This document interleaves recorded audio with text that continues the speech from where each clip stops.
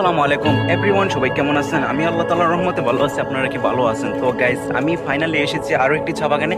চা বাগানটির লোকেশন হচ্ছে এই মংলিপাড় রোড, নেসারাবাদ হাউজিং অ্যান্ড আবঙ্গি মাজারের পাশেই রয়েছে চা বাগান। আপনারা যারা আসবেন এই জায়গায় এসে আপনারা পাহাড় অ্যান্ড চা বাগানের ভিউটা আপনারা নিতে পারবেন।